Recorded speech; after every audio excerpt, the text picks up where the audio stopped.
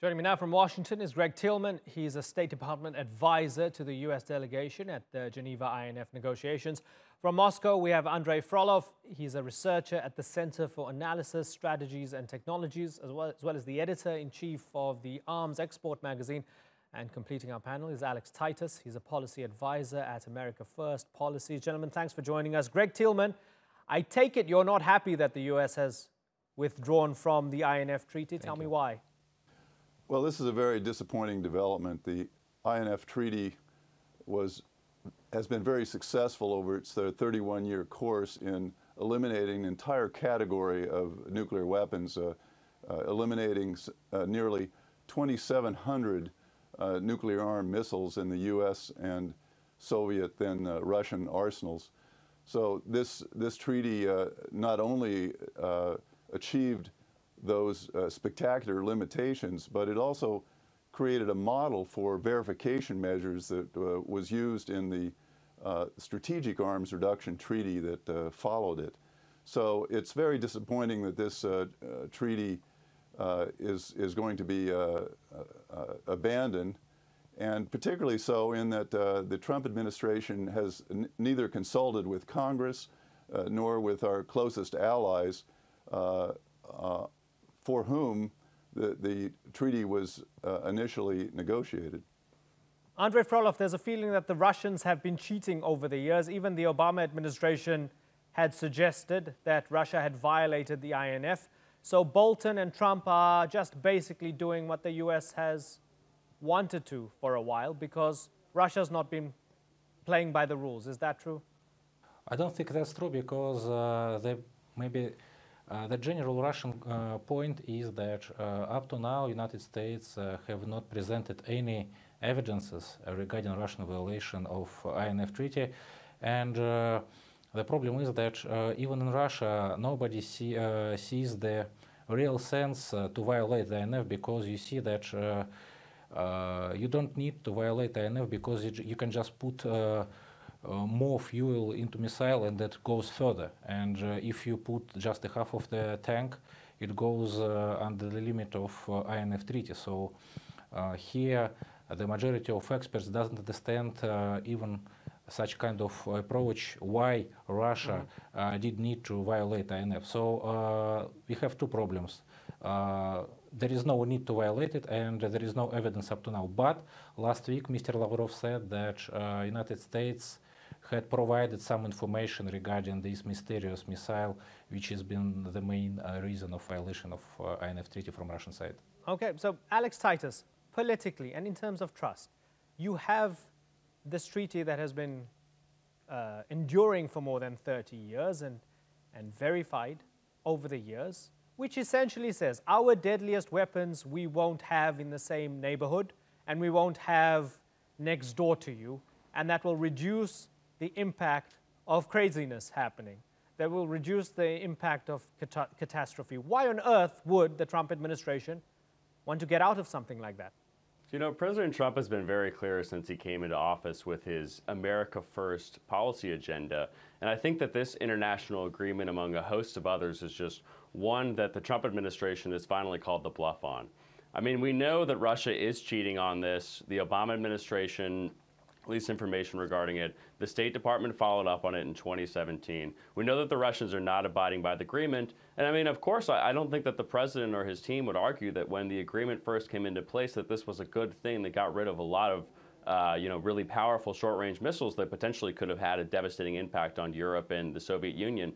But I mean, changing times call for changing measures, as well as I think another thing that needs to be recognized is that tensions between Russia and the U.S. are obviously much lower than they've been since during the Cold War. And I think that this is a smart approach from the Trump administration in terms of potentially deploying some of these missiles to the different Pacific area in terms of pushing back against China. So I think that sort of the agreement is less so important from the Russia perspective, which we do know that they are cheating, but also that the Trump administration is using this to push back against Beijing as well. Greg Theilmann, that sounds like a tactical argument.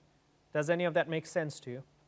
Well, it's very interesting when one hears that the United States needs to deploy this category of weapon systems in order to presumably better protect our allies or defend U.S. interests.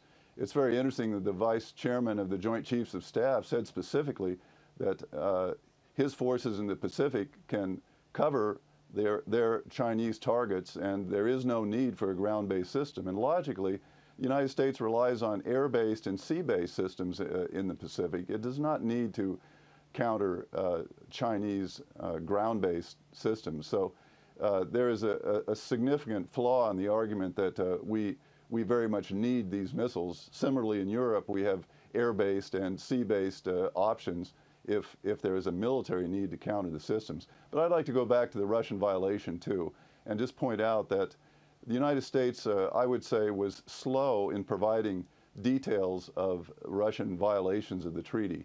This is mostly because of sensitivity about revealing our sources and methods of gaining intelligence. But the point is that the Russians tested a system that clearly had a range beyond what was allowed under the treaty. And we slowly trickled out details of when and where this testing occurred. Then the Russians subsequently actually deployed to 2 different locations operational missiles, and we slowly provided more details. And it was only 3 years after we first made this complaint that the U.S. identified the culpable system, the Novator 9M729. That was a very important breakthrough, because now we have an argument over what is the capability of that very specific system that the Russians acknowledge. So that should be the task of the treaty and its Special Verification Commission to drill down, get experts inspecting, and find out what is the capability of this particular system. Okay, so Alex, before we say goodbye to you, the point Greg's making is that when you stay within the treaty, you can figure this stuff out. You leave, and you're in the dark, and then you're playing a game of chicken with the other side. Again, we're going back to the Cold War. Why would you do that? Well, again, I mean, I don't think that we're going back to the Cold War. I mean, tensions are nowhere between the U.S. and Russia that they were near the height of the Cold War, especially as this treaty was signed. Now, again, I agree with Greg, and I think the Trump administration would as well, that when this treaty was first put in place, this was a very good thing that we were able to sort of die down the tensions and get rid of a lot of these missiles. But I mean, as we've said, we know that Russia's cheating. We know they have their SSC-8s. I mean, this is fairly well documented. But as Greg said, they have been slow to release the information because that could potentially sort of give off to the Russians of how we've participated in this intelligence gathering. Now, in terms of staying in the treaty, I mean, the Trump administration has not left yet. They have made the intentions to withdraw, and I think that they're right to make those intentions. Now, it could be interesting to see if Putin and Trump actually talk about this, if they do potentially meet in November, and if that could be another thing on the actual docket. But for now, I think the Trump administration is making the right decision to put America first. All right, Alex, thanks for being with us. Good to have you on the show again. We're going to say goodbye to you for now. Let's bring in Peter Altsoff. He's a professor of international security at National Defense University. He joins us from Raleigh, North Carolina. Peter, good to have you on the Newsmakers again. Mr. Gorbachev, who knows a thing or two about the Cold War, has said he's a bit worried about the U.S. leaving the INF and what Bolton's been saying, because there's a feeling that you start with the INF and then you go to START, and then you lose all the goodwill built up over these decades, and everybody begins the arms race again. Is that accurate, Peter? Yes, this is quite accurate. I'm a bit conflicted on this whole situation because I can understand the logic behind the decision of the Trump administration, because today, of course, the situation is very different and everyone is cheating. But I think still the negative consequences of this decision are more significant because that treaty had a tremendous ideological and psychological component for the security of Europe. Today, basically, we are saying that this is really the end of the post-Cold War order, and basically everyone is able and has their hands open to do whatever they want in terms of the military arms race.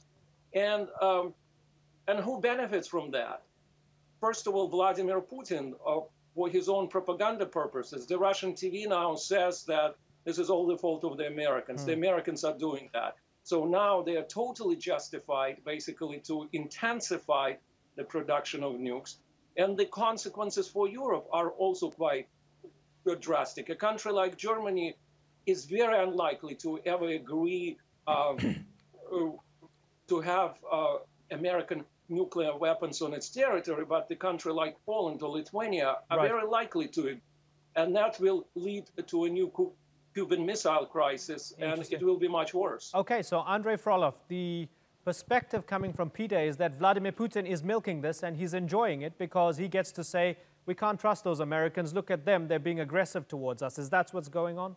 I don't think that Mr. Putin is very happy regarding this situation, and I would like to remind my counterparts that Mr. Bolton said against INF Treaty even in 2011, and he published an article in Wall Street Journal regarding explaining that the United States needed to withdraw from INF Treaty. So it was years before the Crimea, Ukraine, and Syria. So I think this is a kind of it's a part of U.S. elite who did want and want now to withdraw from INF. So from the Russian point of view, I think that Mr. Putin said yesterday that Russia can respond to the withdrawal of INF Treaty, and that's true because I think Russia has some technical means to develop and to produce missiles which now are banned under INF Treaty, and this will be firstly threat not for the United States but for Europe, and maybe in the future it will be kind of playing card between the relationship between Russia and the European Union and the European NATO member states, not between US and Russia as it is now. Peter? Yes, I think still the negative consequences are really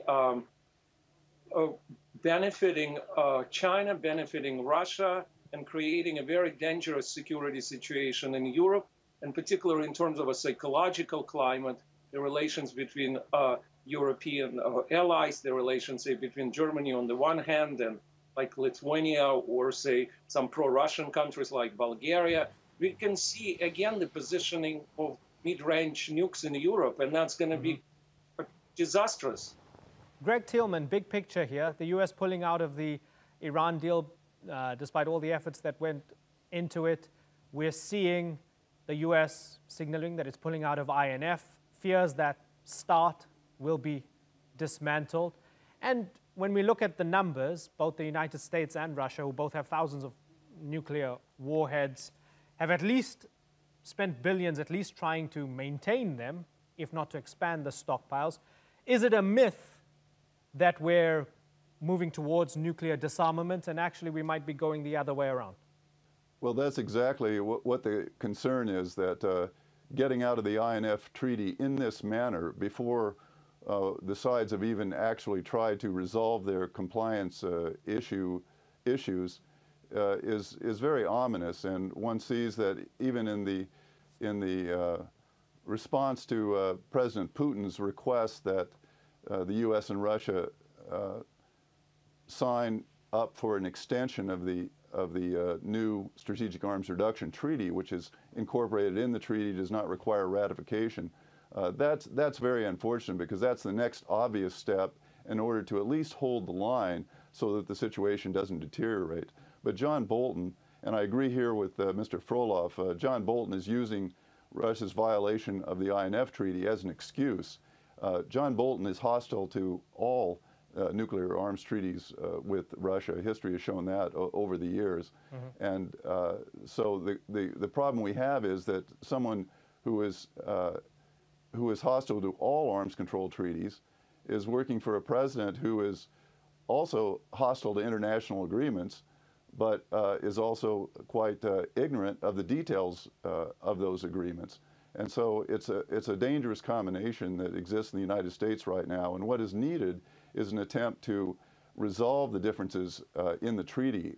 An easy thing for the United States to do would be to invite the Russians to come and look at the launchers of ballistic missile defenses that Russia has complained about, to demonstrate those cannot launch INF missiles, and then to put pressure on the Russians to offer reciprocal inspections by U.S. inspectors to assure us that those missiles that we're concerned about are not capable as INF systems. Yeah, well, nukes are no joke, and any movement with regards nukes will definitely capture the imagination of people around the world. I'm reminded of what Carl Sagan said at the height of the Cold War regarding the nuclear arms race.